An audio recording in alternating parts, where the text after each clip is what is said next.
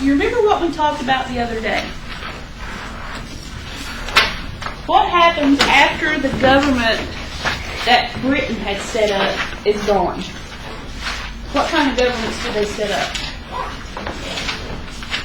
Individual state governments. Individual state governments, right. When they set up these individual state governments, did the federal government have any say-so in what the states could or could not do?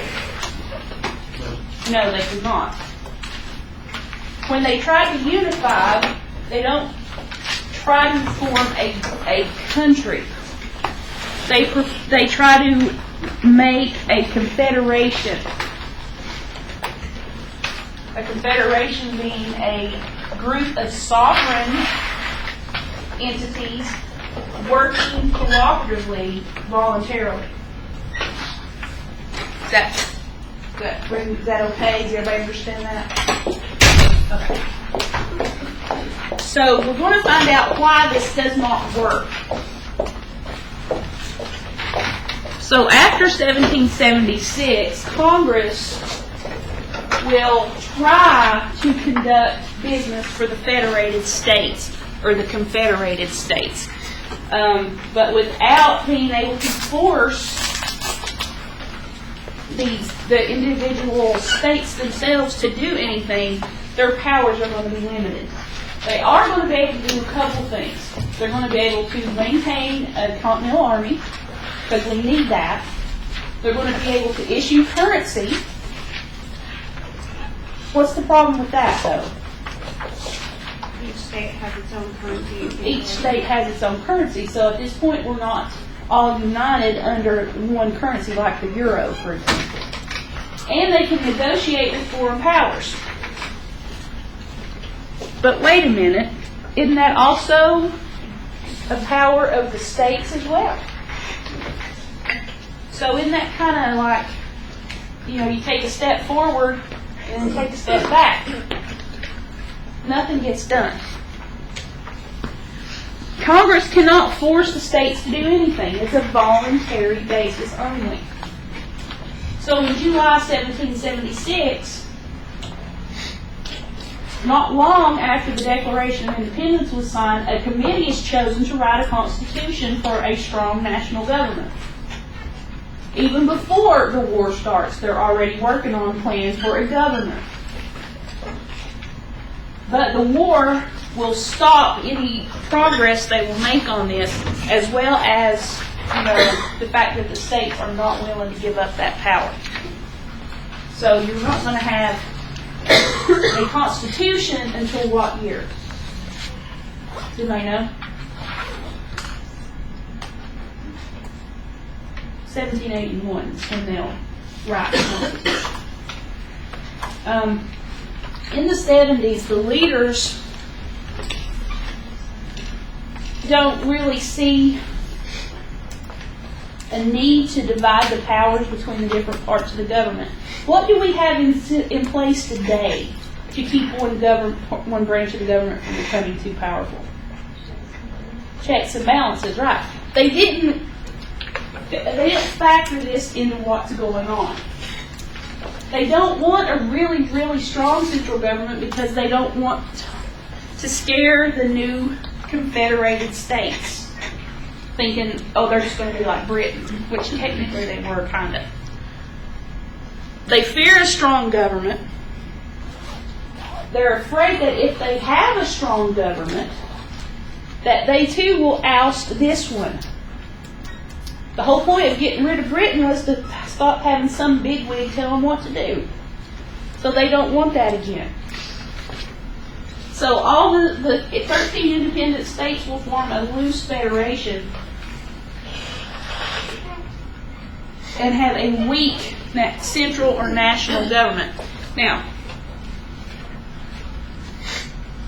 even with that weak central government, they do have some power. Don't think I'm saying we're like cotton candy, just all fluff. They really did do something. But you have a weak national government and it has no power. It can't legally force the states to do anything. after the War of Independence, a lot of people are going to start going west. And I say start going west, they're going to go in bigger numbers. There are already people out here. You ever been to Bean Station? Down there, yeah. That is the first trading post ever established in East Tennessee. And please do not be confused that Daniel Boone was the first long hunter into this area, for he was not. The first long hunter to come into this area was Elijah Walden. Walden Ridge in Virginia is named for him, i.e. there's a new prison up there, so kind of neat. So you got more and more people moving to the west, and this is considered the west at the time. And the only way that they're really going to be able to make anything is if they go west, because most of the land here has already been claimed or on the coast. The settlers will start crossing the Appalachians in huge, huge numbers. Before, you only had the brave that would show up across the Appalachians. After the war is over, they start going even more. They offer a lot of free or reduced price homesteads in what is now Ohio, Kentucky, and Tennessee. Fun fact, there is a law on the books in Kentucky that it is illegal to marry a first cousin the first 3 months of the year. Interesting fact. I actually have a handout on weird laws and things like that. By 1790, you have over 2 million people living in the area. Before this, you had about 200,000, which was still a lot of people. Now, several problems are going to pop up because of this expansion into the west. Number one, how are we going to bring these new states into the Confederation? Will they have equal basis as the original 13 colonies? This has not worked out in the Declaration, so there's no way to figure this out. Would they be ruled as independent colonies, or would they be ruled by the state that owns them? For example, North Carolina at one point owns this. This is the state of North Carolina. So when Tennessee comes up for statehood, will they come in as an extension of North Carolina, or will they become an independent colony or confederated state? The problem is going to be what is going to happen in the West. And of course, can the U.S. grow and remain united? Are they united right now, at this point? No. They're just kind of agreeing to hang out with somebody until they tick them off. It's like you have a group of friends, and you just kind of hang around together until one of them does something they're not supposed to, then they're out of the group. This is sort of like what's going on here.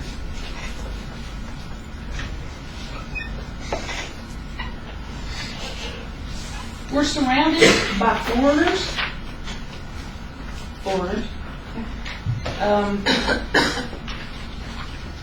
All around us. And the problem is that the Spanish and the British and the French want to keep our country as small as possible. So you've got the Spanish down here, you've got the French down in Louisiana, and up in Canada you have the British. So they don't want us to really expand either way, because technically France owns this. Technically, they own it, even though nobody can own it. But you know what I mean. They claim it. So they want to keep us as small as possible. They also noticed that as a new nation, we're very weak. What are 2 main reasons why we're weak? No central government. No central government. And No real military. no real military. Yeah, our military got us through until the British surrendered. And why did the British surrender. Remember? Huh? To take over the trade. So they could come back and trade with us.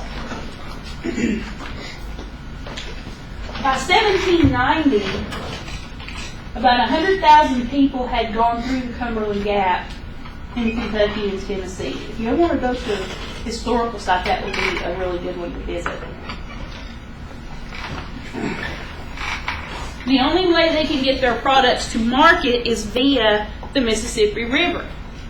Problem is, Spain currently owns the Mississippi River, and it's closed to American farmers and American shippers in 1784. So if they want to risk it and go down the Mississippi, they can try to get their goods to market. But chances are they're going to be stopped. So because the Spanish won't let us use the river, there's a fear that the Western territories will cahootinize with the Spanish and become part of the Spanish Empire. And some of them actually do entertain the idea. Tennessee is one of them. Because we're right smack dab on the Mississippi River down there. Then you have a guy named Alexander McGilvery, and he is the leader of the Indian tribes, the remaining tribes left in Florida. He will come up and create an alliance, a treaty between the Creek and the Spanish, and eventually other tribes will join, and then they will be a force to be reckoned with as far as trying to get into that area. Now, remember what we talked the other day about how are they going to be represented? We had Rhode Island, and we had Virginia. So there's going to be a problem in representation. The smaller states that are listed up there want limits put on how much of the newly acquired western land can be claimed by each state. They don't want Georgia to get any bigger. They don't want Virginia to get any bigger. The small states protest this. They go to the Congress and say, there's got to be a better way to do this, but they lose the battle. So they're going to come up with our very first Constitution, which is the Articles of Confederation. And this will be based on old charters. Under the old charter, this is North Carolina. Does anybody see why that would be a problem? If all of this is North Carolina, are they going to have more representatives than little teeny tiny Rhode Island up here that's already established? Yeah, so that's a big problem. So the smaller states are going to be really, really angry, and they're going to try to get back at them by refusing to ratify the Articles of Confederation. Because at the time, every single state had to ratify it before it became a document that they could govern by. So they're going to have to come up with another way to do this. Then you have the deal with the Northwestern Territory. There are 3 ordinances that are written up. There's one in 1784. Thomas Jefferson writes this. He's a busy little guy. He writes a lot. And him and his mistress have lots of little kids running around. That episode of Family Guy was on the other night, by the way. Under this, the new territory will be divided into 10 states and will be admitted when they reach the requirements. In 1785, you have a second ordinance that's passed, and it divides, it provides a mechanism for dividing and selling public lands into townships, and that's the breakdown of it. And the land was too expensive. If you wanted to buy one lot, it was $640. And this was mainly to get rich people to buy land and, take people for everything they had. And it all came down to about 6 million acres in Ohio. The third ordinance is the one that they will go with, the Northwest Ordinance. This is important. Under the Northwest Ordinance, Congress has jurisdiction over governing the territory until it becomes a state. And it will have a governor, a secretary, and 3 judges in place in that territory. When the population reaches 5,000 free adult white males, then they can establish a legislature. They can pass laws, but Congress has the final say-so. They can send representatives to Congress, but they cannot vote until they become a state. Once they get 60,000 people, they can apply for statehood. They're getting it together a little bit. Under this ordinance, the new territory will be divided into no less than 3 and no more than 5 states, whereas before it would have been 10. Under the ordinance, you get basic rights, freedom of religion, and trial by jury. What's that sound like, sort of?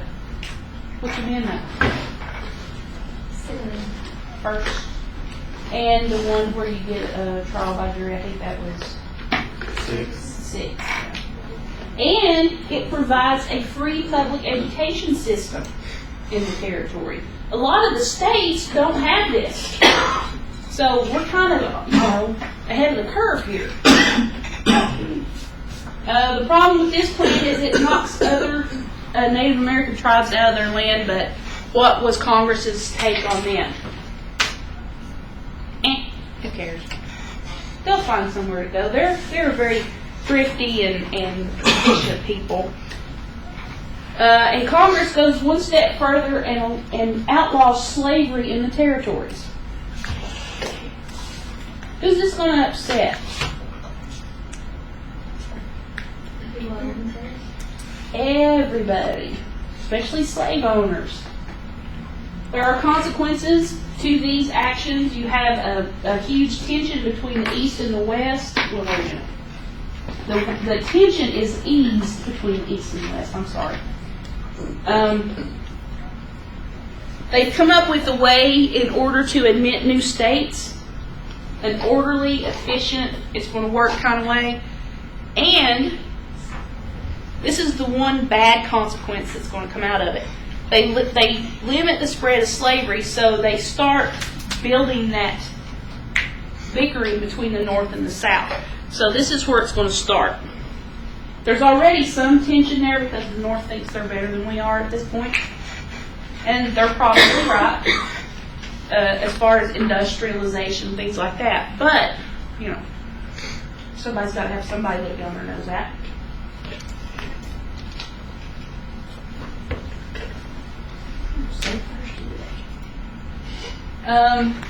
There are 500,000 slaves when we declare independence. That's a lot of slaves. In 1775, I would know this, African Americans will make up about 20% of the total population, with 90% of them concentrated in the South. That's kind of important.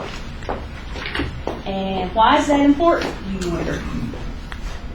Where are we going to see it?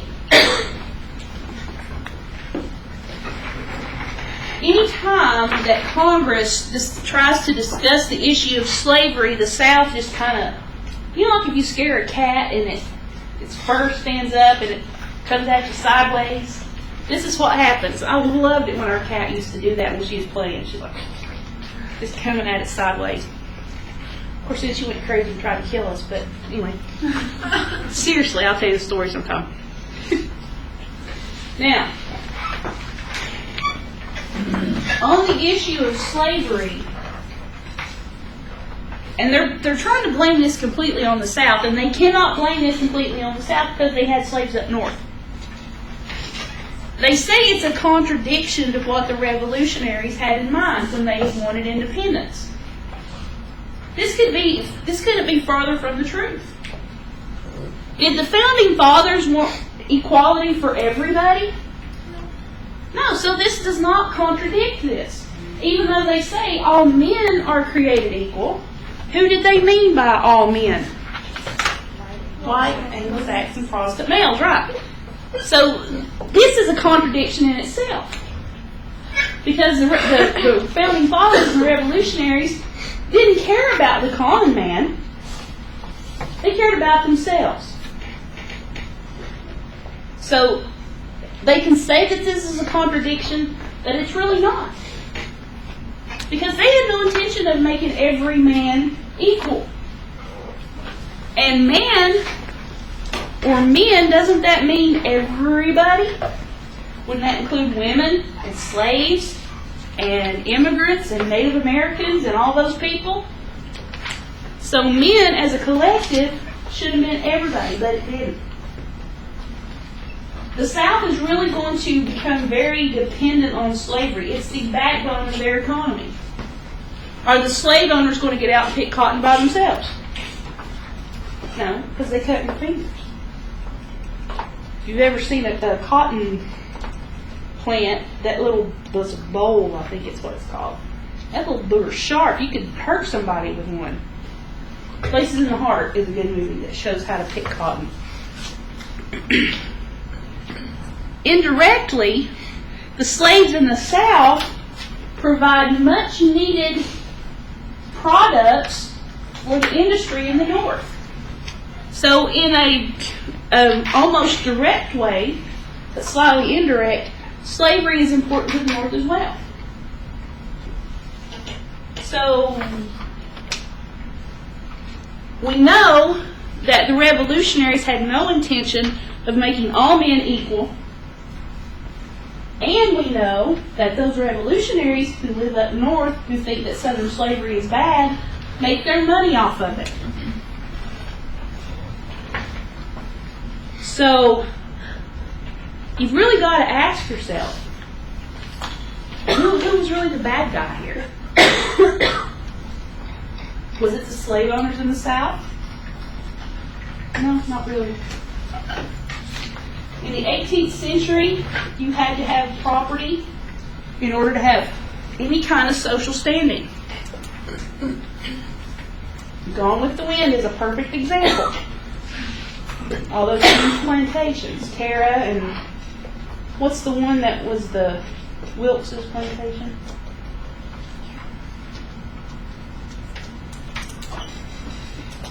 Something Oaks, I don't know. Anyway. But you had to have property if you wanted any kind of a social or wealth standing. If you have property, you have security. You have somewhere to live. You have food. Makes sense. You have status and wealth. You can sell that property if you need money. If you own your own property, you can do what you want to on it.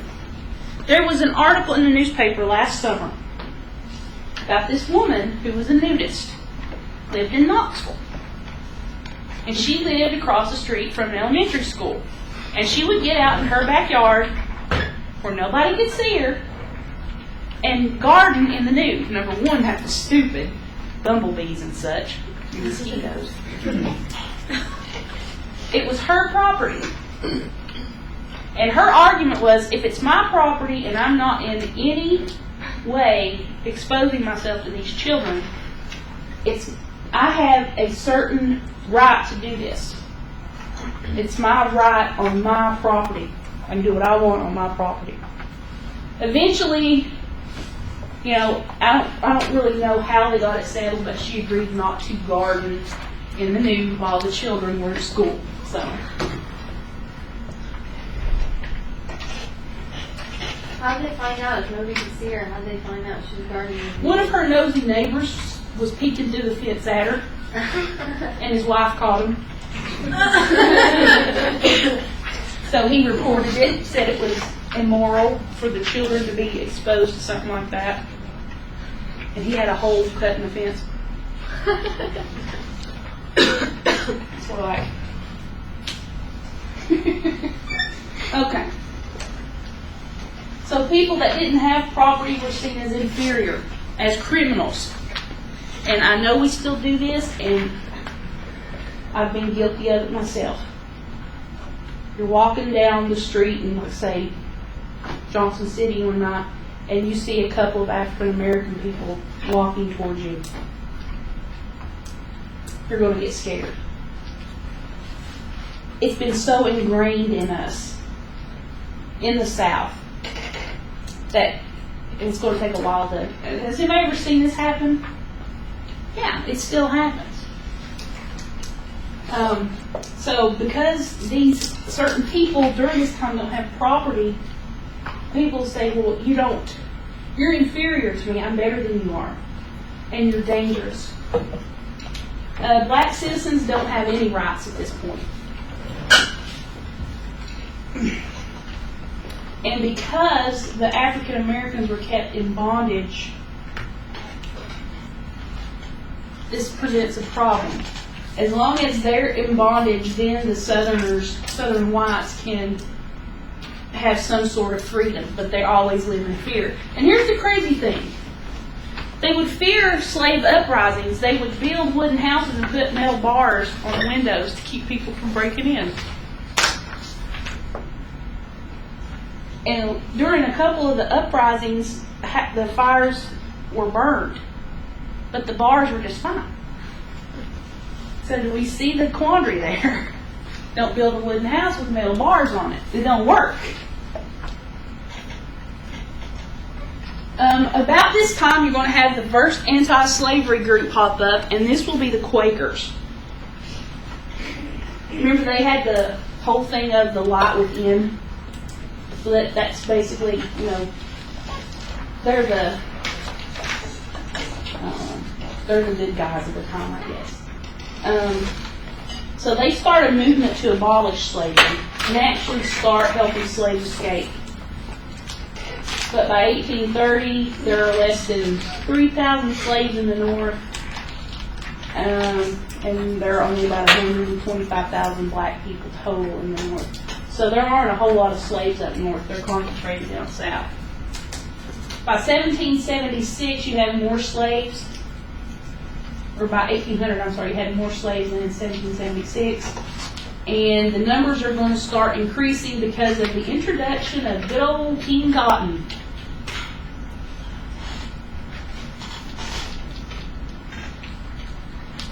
Okay.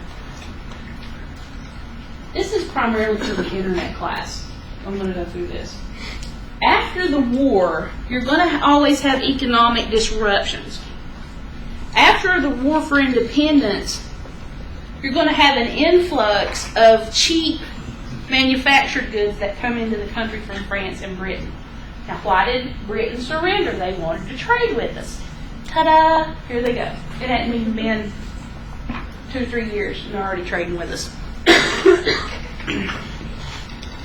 As Americans, we've decided we like to shop. I love to shop. I love to shoe shop. I could try shoes on all day. Love them. So we go on this huge shopping spree and we get a lot of debt. Have things changed? Nope. Now it's just easier to get credit cards. The currency that the Congress will issue, called Continentals, is not worth anything. It would take a whole wheelbarrow full just to buy a loaf of bread. So by 1781, the currency that should be worth nothing at all. And then it would adopt this thing, well, if something wasn't worth anything, they'd say it's not worth a continental. So that's where that comes from. You have foreign creditors demanding that we pay them for the money that they loaned us to help fight Britain off. So that's bad. They have demands from former soldiers for back pay that they never got, or pensions that they got from retiring from the military. So you've got lots of problems going on there. And if you don't have money that's backed by anything and worth anything, you're not going to really make any headway there. Meanwhile, Congress is sitting there, and basically all they can do is sit on their hands and kind of wish they could do something. They have no real power to regulate anything, trade. They can't stop states from issuing their own money.